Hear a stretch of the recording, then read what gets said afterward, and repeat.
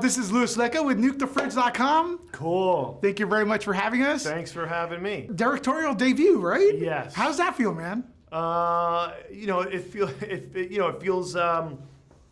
It feels good. Yeah? Well, people seem to be feeling good after this film. Actually, I've gone to a few screenings. How's that feel? One of my favorite parts of making horror movies, and one of my favorite things about horror movies, is it's such a communal experience. I love going to movies. I love going to horror movies in the theater. I love the idea of a bunch of strangers all being scared by the same thing, and it brings everybody a little bit closer together, both figuratively and literally, right? So there's something that I just really enjoy about that, and that's I love watching movies like this with large groups of people, because you get all those gasps and all that stuff, and I really feel like the fear is infectious.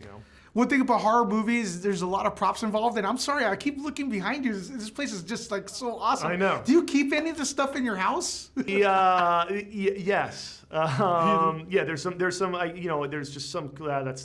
That's too cool not to steal. I gotta. Yeah. Don't tell anybody. I loved seeing all the props come in, because I'm just and I just go, that's gonna look good in the office. That'll look good on the mantle. I took a couple things that I'm very. I will not say which ones, because I don't want anybody to come after me. So look, now you're dealing with this universe, the Conjuring universe, right? Can you talk a little bit about the process of, being so accurate and knowing what's coming in the future, and how does that work? Now you guys, it's like a big universe now, right?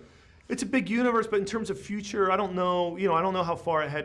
I don't think very far ahead. I think we're all very focused on making the movie that we're currently working on the best it can be, and then once that's out there, then we can move on to something else, and have a conversation about what we want to explore next. See what audiences responded to, because they're very much a part of the conversation. We don't think too far down the road. We never want to get ahead of ourselves, and we're really just focused on the here and now. Awesome. A few new characters are introduced. Were there any that didn't end up in the last cut?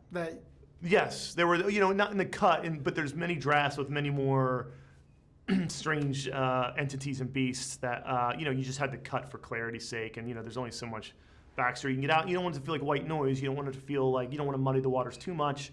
I went to what were the ones I absolutely wanted to play around with in this movie, and that's what we ended up with. I love the cast. I love the ladies in there. It seems like there's a personal story, kind of a tragic story going on there that links to the Warrens and stuff like that. What do you think the moral of the thing is?